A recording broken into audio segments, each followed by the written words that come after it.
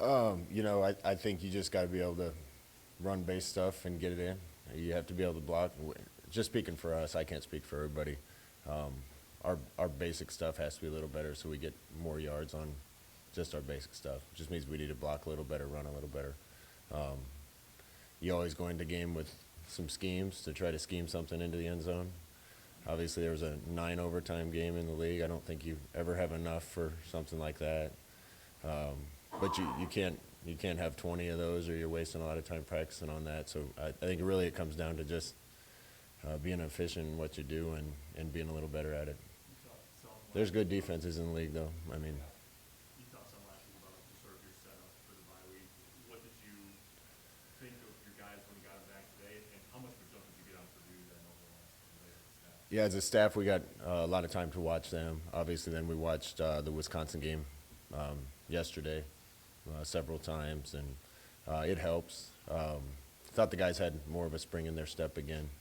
Um, they were a little worn down and tired. That's natural with 8 straight weeks and starting a week early. So I think it was good for our guys just to get refreshed. How are you feeling after the bye week? Refreshed. Got some rest. Excited to get back after it. Mentioned the 9 overtime games. Um, what what do you think of that new rule where you switch to 2 point conversions after the third one? It made for an interesting game. I had anxiety watching that game. You know, you'd run out of things to call. They both good teams, and somebody had to win and somebody had to lose. They're trying to shorten a game, then they got a 9 overtime game, but that's the rules. It was good for us as a coaching staff to see that, just to make sure we can be ready for it. How's Adrian coming off the bye? He's good. He's gonna be 100%. He's been dealing with quite a bit of stuff and fighting through stuff, and he's a warrior for doing it. He'll be full go. Purdue's a team that tests the secondary. Um, what's status as you say with Deontay this week, or just how do you maybe battle them with your secondary being perhaps down there? Yeah, Deontay will be back this season. I don't know when. You always want to have everybody up when you're playing a team like this. They're going to throw a lot of stuff at you. You have to be ready. You have to be disciplined, and they got some good players everywhere, but definitely a receiver that can beat you. So we got to have eyes on him, and got to cover well and try to get to the quarterback. I think Purdue would have had a good chance Saturday. I think they turned it over 5 times. It's hard to win that way. So I don't expect that we'll get that same effort from them. Expect them to come in ready to go, and another good Big Ten team that'll be a battle. How impressive was that performance they had against Iowa? Yeah, there's a lot of good teams in the league, and I think any week any team can win. It usually comes down to a few plays here and there. Purdue made the plays in that game for sure. Bell made a lot of those plays, and everything just kind of went the right way for them that day. They played a heck of a game. Um, we got to expect that Purdue team to come in here. You guys have obviously faced talented players of all kinds, but you're on a run here where I think 4 in a row, if you include Ohio State this week, face a really talented pass rusher. I guess just generally speaking, what's Coach Carlos's do well, and how much pressure can a guy like that put on an offense and what plays like that? He's a good player. He's one of the better players that we've played. I think he's got good guys around him too. Across the board, I think they're good pass rushers. Really impressed with their Sam linebacker, number 6. They're a good defense. They've really become one of the better defenses in the league, in my opinion, watching them on tape. You got to know where Karlaftis is all the time and account for him, and we got to battle and do the best we can. How does Mark Buford progress? I know he's a freshman, prep school freshman, but how does he progress? He may get a chance to play a little bit more. Yeah, he's doing well. He's one of those kids that came in mature and ready to attack. I always say that's the mark of a freshman that's going to play early isn't necessarily talent. It's how quickly they grow up and become adults and good teammates and do little things right. And he came in that way. So I'm excited about him right now and in the future. Casey Rogers said that Grant Banks was back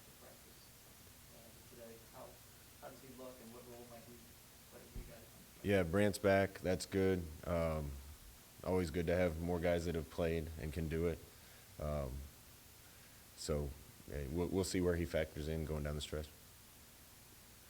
With a guy like Thomas Sedoni, as he comes back and not some of us have practice and all that, do you, ideally for him, do you try to prescribe like a situation where maybe you can get him in, or do you throw him back in the mix and say, hey, you can get back in our rotation for a couple of games? Yeah, I'm really excited about Thomas. He's still shaking a little bit of rust off.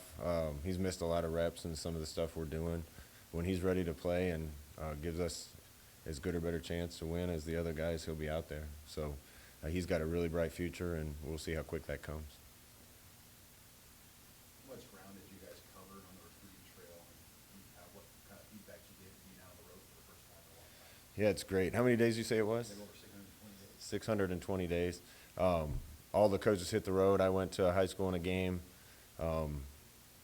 The response was awesome. I was just talking to Barrett Root about this morning, and he's stuck mostly local during recruiting, but the response they got from coaches and administrators and students, I think people are enjoying watching this team. I think they're proud of this team. We got to get it over the hump, but I was really encouraged to hear the response and reaction that coaches said they got on the road, and really tough recruiting without being able to go out and evaluate and go out and get in front of coaches and get into high school. So we needed this, and it's a good first step. Is it reassuring, I mean, knowing that the results with losses happen, but yet you guys go out in all different ways and get positive feedback, that's something? Yeah, that's encouraging. We beat ourselves up pretty bad. We've come up, just an inch short too many times. But when I look at it, the progress is obvious. The team's playing hard. We're playing more physical. We're bigger, faster, stronger. There's some areas we need to fix. But I think people are recognizing the type of team we have and the level we're playing at, and it's up to us to make the plays when it counts to get it over the hump. Is there a mental hurdle that you feel like as the team has to clear? It feels like you can see around the corner, and it's almost like bringing them around the corner with you. Is there a last mental hurdle you'd like to see them clear before they become the team you think they can be? Yes, and I think that's pretty accurate. Human beings are habitual, and when you're used to winning, I think winning comes a little easier. When you're not there yet, I think it's a little harder, and maybe you're waiting on it to happen instead of making it happen. And I do think that little bit of extra confidence or just knowing it's going to happen rather than hoping could probably take us the next step. So we're trying to be as psychological with the guys as we can, but they believe how good a team they are. Now it's just a matter of making the play when it counts and when it matters the most. You're a pretty even-keeled guy. Are you tempted to push the mad button ever with them, or do you feel like that would be? Does that make sense? I'm tempted in here sometimes.